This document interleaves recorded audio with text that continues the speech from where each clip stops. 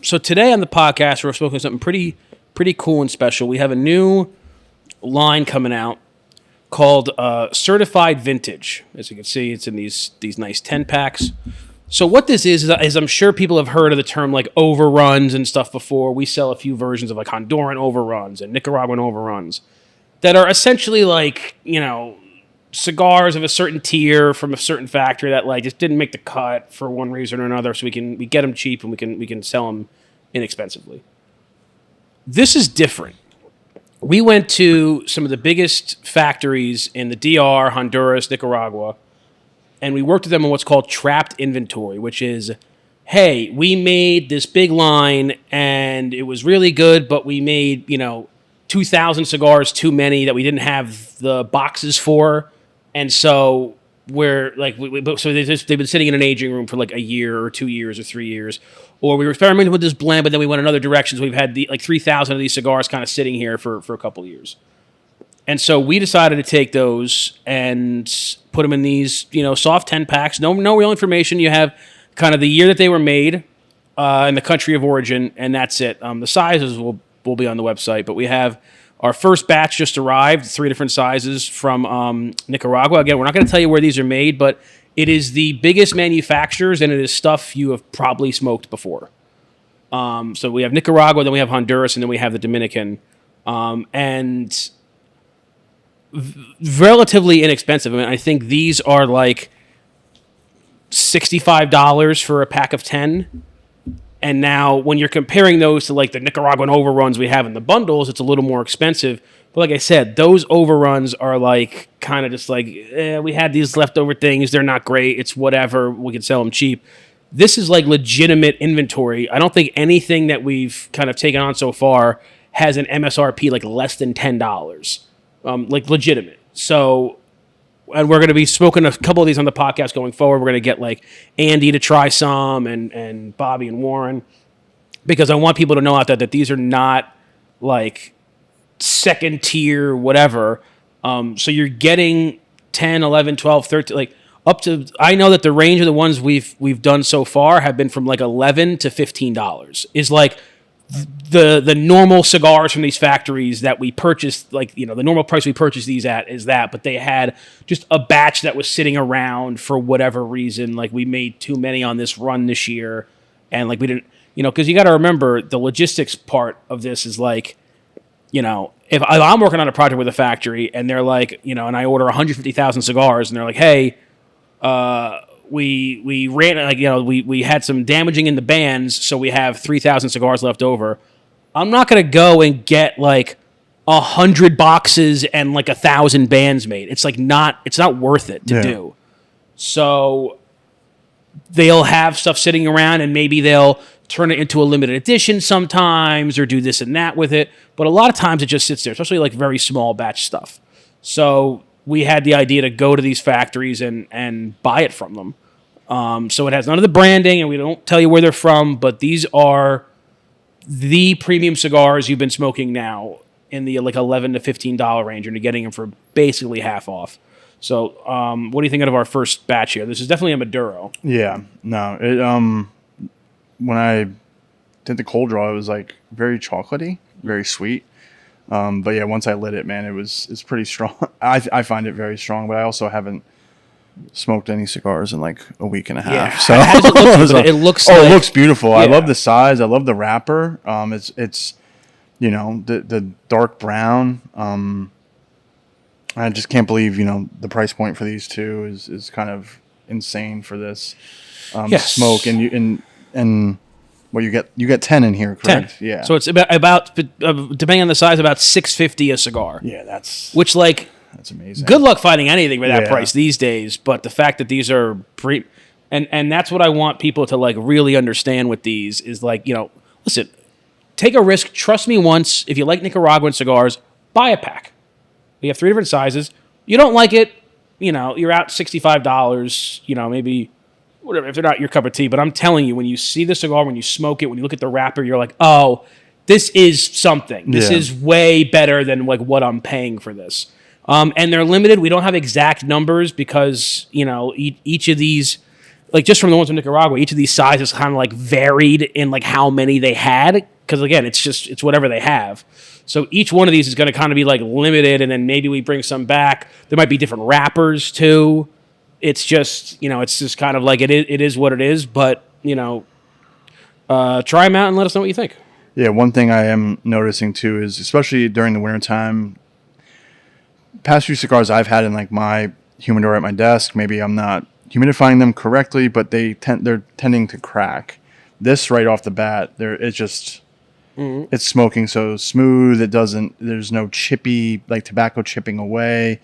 It's really, I think it was rolled and constructed perfectly. I'm actually a lot of veins in this bad boy. I wanted to say, this might be. I was wondering if this factory was on our wall, and the only reason it's not is because I think it fell. Yeah. That's the only thing I'm going to say. Yeah. But construction is beautiful. Again, smoke it. Now I will say that this one Toro size has a different wrapper than the other two. But like within the size, it's all the same. So if you buy like the 6x50, all the 6x50 Nicaraguan 2020s are going to be the same. All the 6x60 Nicaraguan 2020s are going to be the same. All of the all of the torpedo, box press ones, Nicaraguan 2020 are going to be the same. So anything within the same size is the same. Different sizes might have a different wrapper. But, again, it's the same thing that they do with like those overrun bundles and people buy them. This is slightly more, but it's 10 times a better cigar. So hopefully people will try them out and enjoy them. Definitely. Couple of sports things as we get into Super Bowl week. But before that, I just want to talk to you about this because I know, like when I saw it blowing up like yesterday, I'm like, oh, Chris is going to be all over this. I'm not the biggest NBA guy, but I can absorb a lot relatively quickly. Yeah. So Luka getting traded from the Mavs to the Lakers. Here's what I have interpreted so far: is that Mavs, especially like with this new ownership, they don't think that Luka can get them the ring that they want, even though they got to the finals last year. Yes. They're concerned about his weight, and it seems like they're trying to do like a Tampa Bay Tom Brady thing, where it's like win now. Let's get the positions that we need to win like now, and we'll worry about tomorrow. Whereas the Lakers are like, we got to start worrying about tomorrow. So like, Luka's only 25. He has another 7-8 years of like a prime. LeBron's on his way out, and Anthony Davis seems to be like, he's not on his way out, but he's like 32. Maybe he has 2 or 3 more really good years. Yeah. So at least this kind of gives us a superstar bulwark for the future. Like we can build around Luka over the next 5 or 6 years, because otherwise they have no one to build around.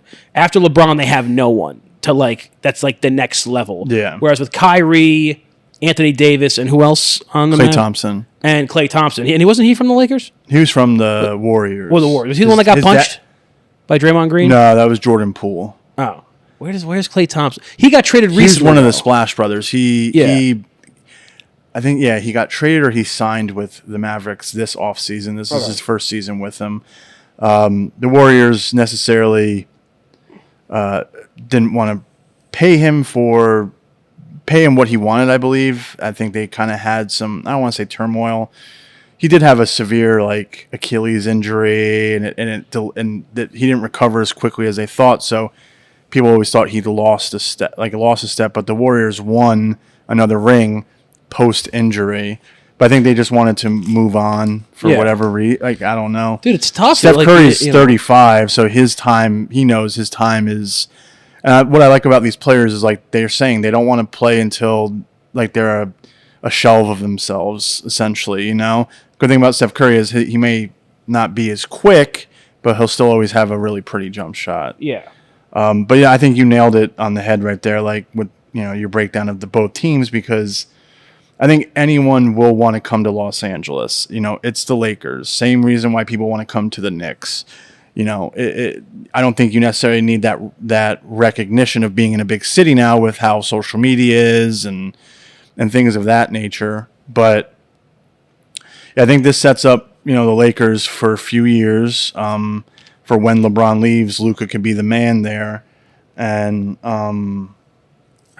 then they can build around him. I don't necessarily this weekend was the first time I ever heard that he was quote unquote fat slob, overweight. There's a player on the Pelicans, Zion Williamson, who has had issues with his weight. He's trimmed down, but he's also very injury prone too. Luka's not, I don't know. I think Luka might be injury prone, but I always look at injury prone like an Anthony Davis, where, you grab, get a rebound, you land, and a non-contact injury, those are the scariest. I think both of them, I think this works out well for both of them. Dallas and the Lakers, I believe they have a similar record. They're kind of like in the middle of the road, maybe a game or two under 500. But we'll see. I mean, I don't know how Luka and LeBron are going to mesh together because I think they are very similar playing style. And the fact that they didn't tell LeBron about this. They didn't tell anybody. And a lot of people are like, man, this is how you do trades. Like, no rumors, no bullshit. Like, it just happens under the table and there's that. And I think that's why it's so, like, shocking, is that, like, there was no rumors of this. Another shocking thing is, if you're Dallas, how do you trade away a player in their prime, not even a year later from being in the NBA Finals? You went to the NBA Finals, if you're the Mavericks, as a 5th seed. You weren't a top seed. You didn't really have home court advantage throughout the playoffs. And Kyrie and Luka, they did it because Kyrie got traded to Dallas, I think 2 years prior. So, and they were able to make it work because they're the same position. I don't know how you justify trading a player like that away, because you think about the top players in the league right now who are very, very consistent.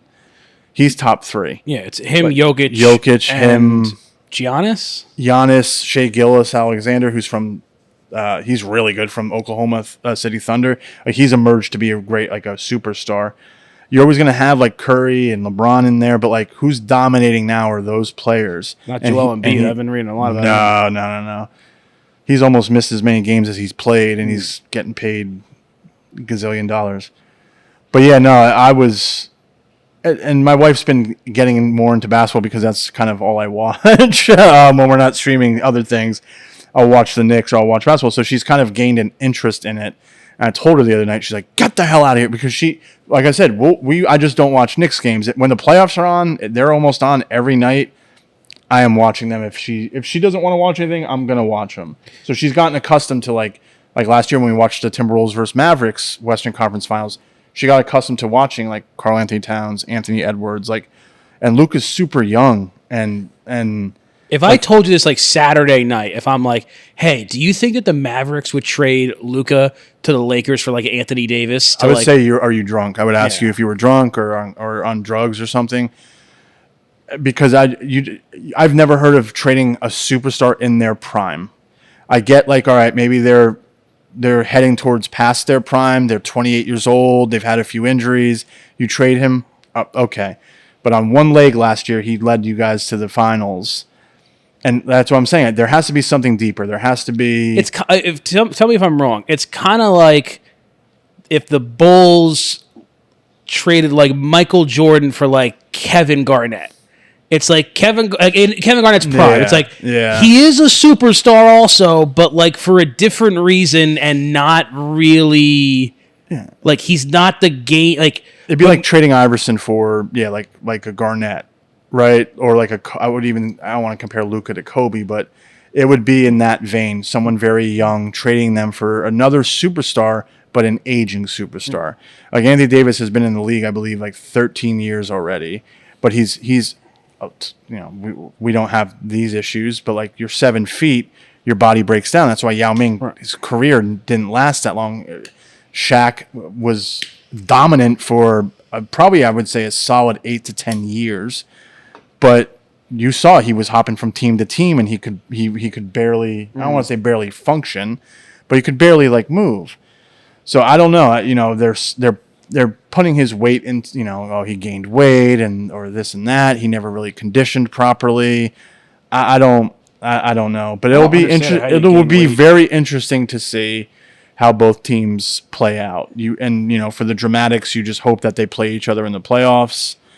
Because Kyrie and LeBron used to be teammates, and Kyrie forced his way out of Cleveland, but they've also reconciled. But that would be for stories, for like drama. That would be very, like, I don't know. That would be great for the NBA. Yeah.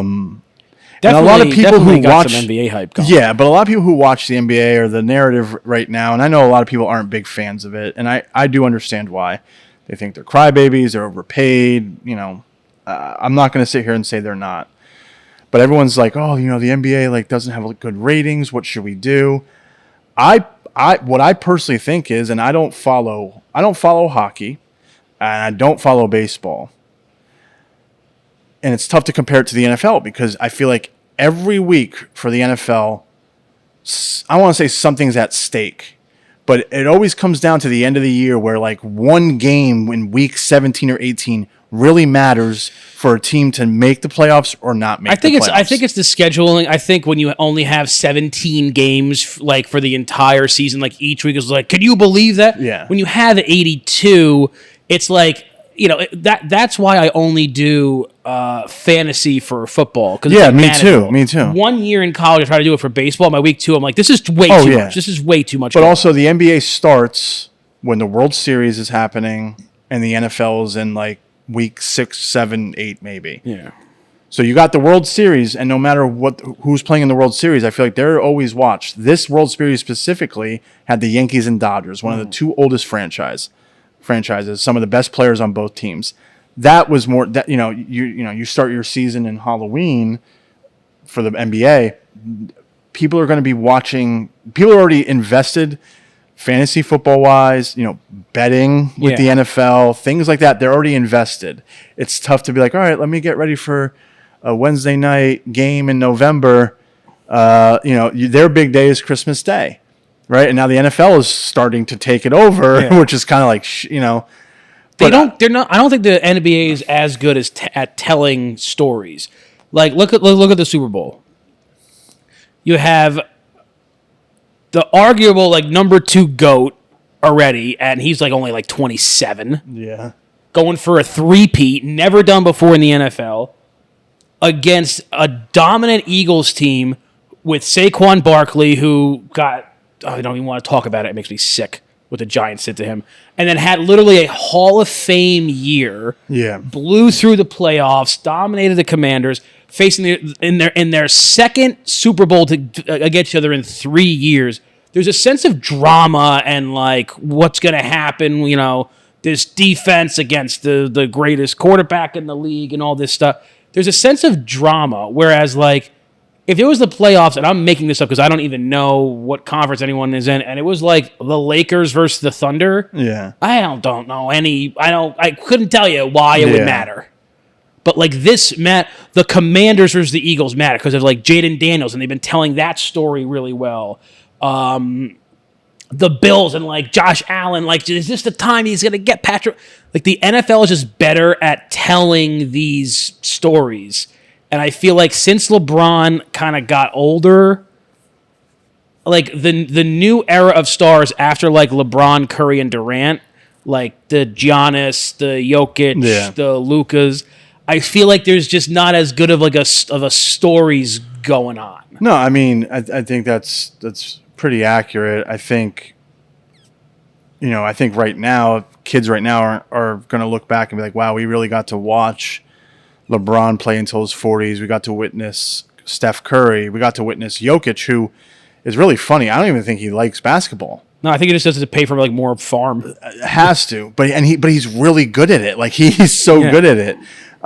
So maybe I don't know. Like there's not like because you went from, the 70s, I guess, with Dr. J, the 80s with Bird and Magic, the 90s with Jordan, the 2000s with Kobe, and then LeBron. You've had a definitive player, like the face of the NBA in every decade. I think it's like the 2020s. It's kind of like you have a lot of great ones, and I'm not insulting any of them, but there's not like this guy is the new fit. Like whether you like Curry or not, he changed the game. He was the face for a little bit when they were winning. Yeah, I think the thing is Yeah, like you're saying, there's no definitive. I think Giannis has the personality for it. I think he's funny. He's really good at what he does. But I mean, basketball has been pretty dominant in America for most of it. Like, how many people are going to really want? Do I really want to see someone from Greece dominate? Like, that's always a narrative too, where it's too international. Like, it's becoming too international. But I mean, it's too international because of Michael Jordan. Because of his success. I think it is a direct correlation to that. Exactly. And I think when LeBron leaves, Kevin Durant, Steph Curry, people are gonna be like, damn, who do we have now? I think it's gonna take a dot. Like, I hate to say it. I'm not sitting watching basketball because of, like, if their Warriors are on, let's see if Steph pulls out something. I like watching LeBron play. It's kind of crazy that he's 40 years old and still jumping over people and all that. But I mean, I think, they proposed like shortening the quarters. I don't think that's it. I think you shorten the season. I 100% think you shorten the season. And even like 60 games. I even think with hockey. I don't think hockey players would want that. But I think like 60 games, so you let your players, like, their bodies can not be at, like, there's not a lot of injuries. There's not a lot of players who need load management. And it's a different mentality, because I don't think a Gary Payton, a Charles Barkley, a Shaq, a Kobe, I don't even know if they would want load management. I don't know if they would want their season shortened like that. But I mean, if you have players sitting out, because it's a whole big thing. You're a kid, you pay tickets to go see LeBron play, and he's sitting out. Man, that sucks. Like, that's not good. Embiid doesn't seem to give a shit. No. Some of these, Kawhi Leonard, I love Kawhi Leonard, but he doesn't care. And that's where it's become, like, LeBron allowed it to be a player-run league when he did the whole announcement, I'm going to Miami, I'm doing this. Kevin Garnett, like, was speaking about, I don't know if you've been following the Jimmy Butler situation. That's kind of a whole mess. But like, Kevin Garnett's like, this is why our league is now going to do non-guaranteed contracts, much like the NFL. Yeah. Because you have a player who comes to Miami who gets paid so much money, and he's unhappy with Pat Riley and the owner, and that's affecting the team. That's when your teammates don't want you in the locker room. That's a problem. But now, like, I don't know what Jimmy Butler's doing. Like, I think he's doing himself a disservice, because you think any team is going to want that headache? Because this isn't the first time he's done it. He's done it everywhere he's gone, right? That's why everyone was making fun of Jalen Brunson this summer for taking a $113 million pay cut. So down the road, they could sign other players. Right.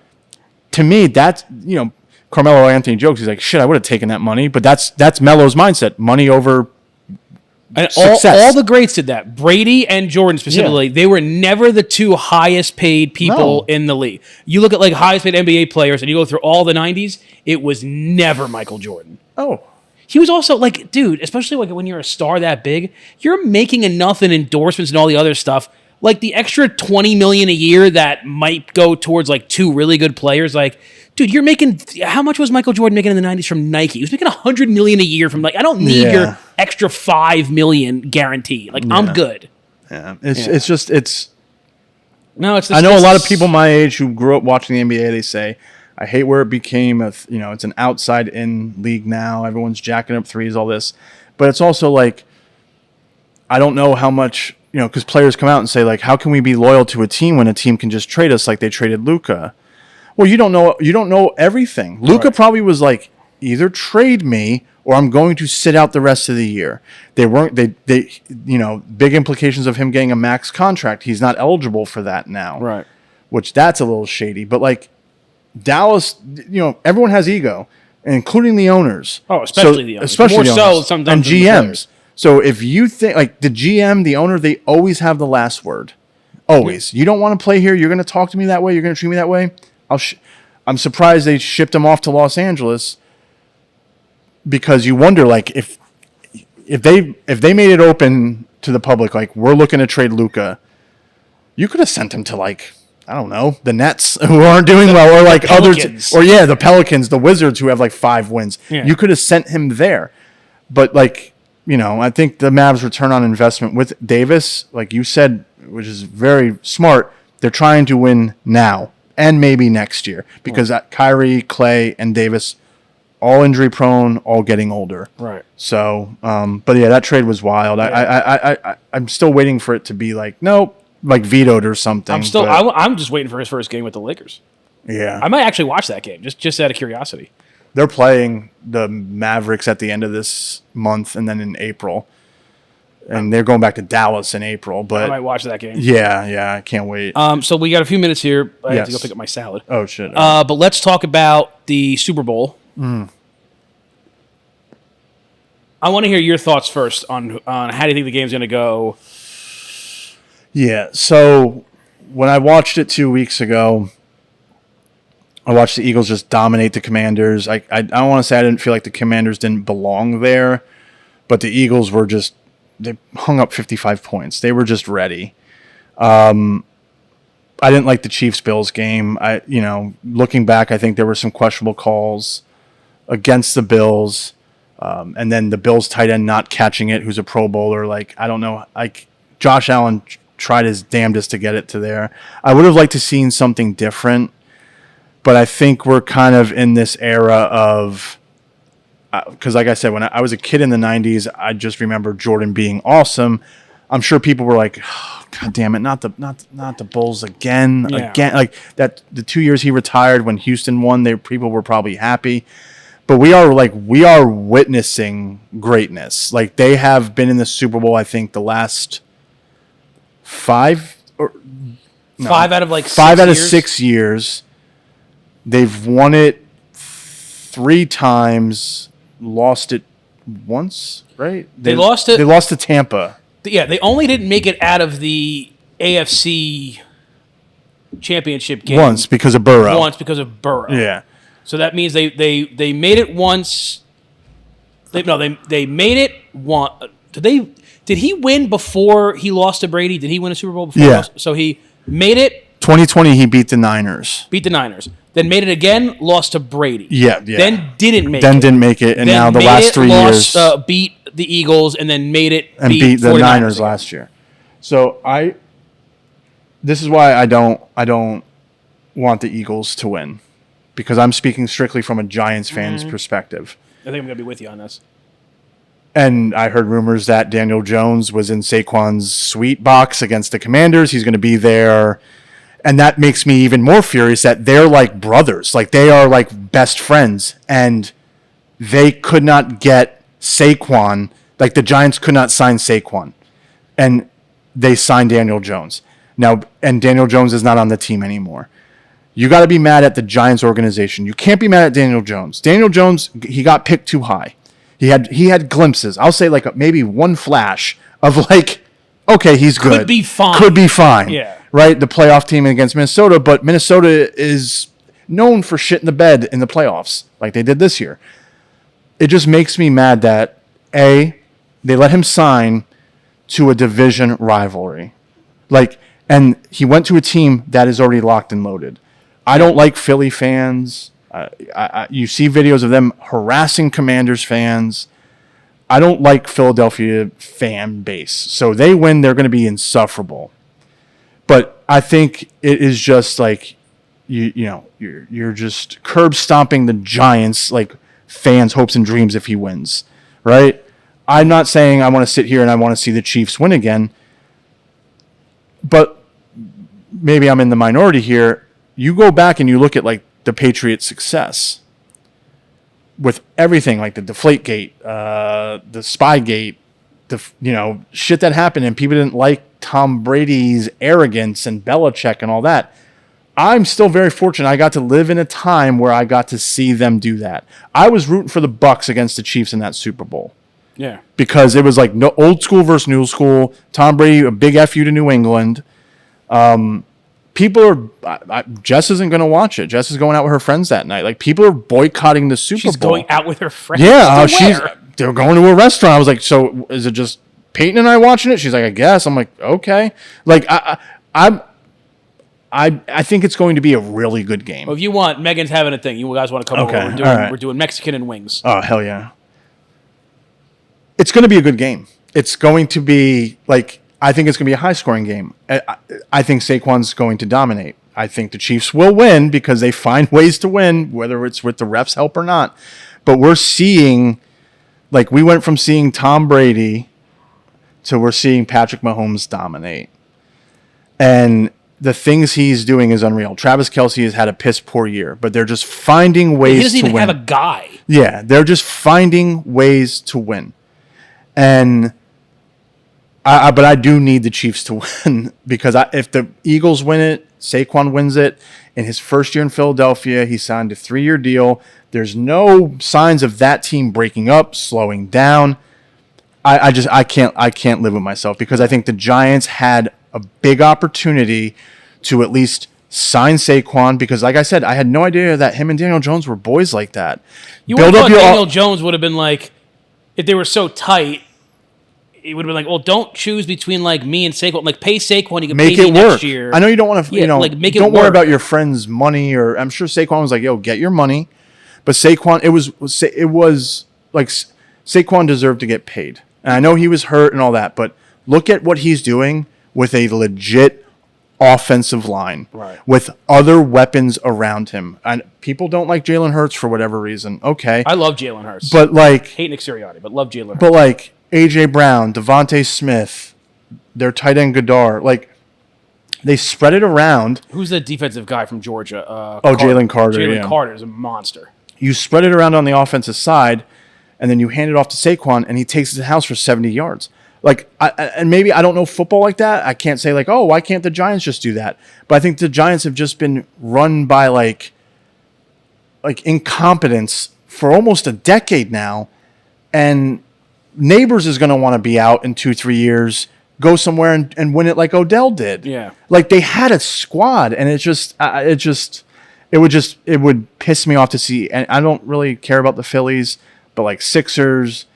Eagles, they win because I like the Eagles team. I started liking them a lot when I was like watching like the Kelce brothers like in the beginning. Now it's just I love Jason Kelce. Now it's like his wife has a pocket. It's like, all right, shut up. Like, I need to hear from all of you. Like I liked it better when you guys were like playing each week and coming and talking about like that week's games from the player perspective. I don't care anymore. You've become too popular. I'm sorry, you both lost me.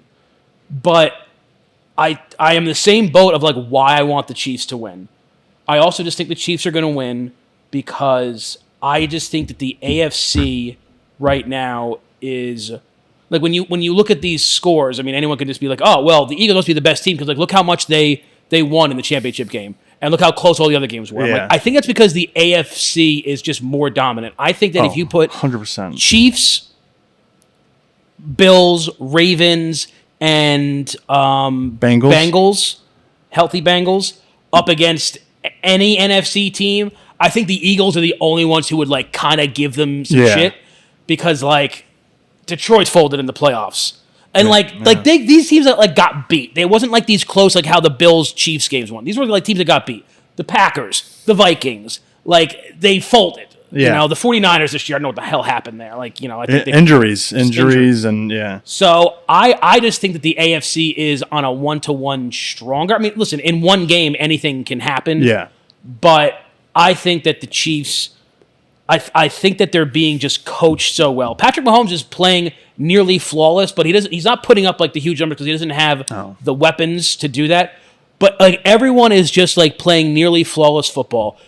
Pacheco, they don't need him to get the Saquon Barkley 70 yards. Like, dude, hey, on this play, we need 6 yards from you. He gets you to 6 yards. But hey, Worthy, on this play, I need you just 10 yards. I got you. They have it so well down. They're such a well-oiled machine. We don't need these like blow up. Oh, Jalen Hurts runs around a guy and does a crazy flip, and Saquon jumps out. Like they don't need that because like it's like think of it like the Soviet hockey team. Oh yeah. Like when they obviously lost to the Americans, but like they lost to the Americans, but the Americans needed like the magic to happen. The Soviets won 3 Olympics in a row because like we're just gonna keep flawless, marching down. We're gonna march down the field. Yeah. We're not going for the big plays. We're not gonna open up to mistakes.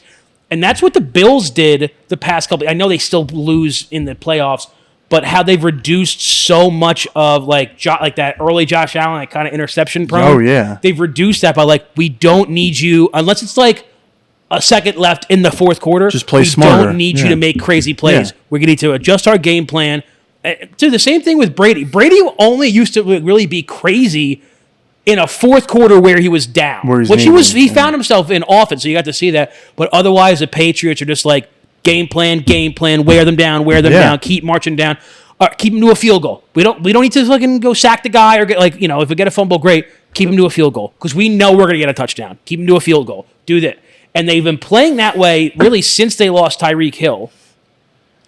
And it's resulted in maybe not as many accolades for Patrick Mahomes, but it's resulted in 2 Super Bowls without Tyreek Hill. Yeah. 2. I think he comes back. I think that he wants out of Miami. But I think this year, if he comes back to the Chiefs, I think he lost just a step.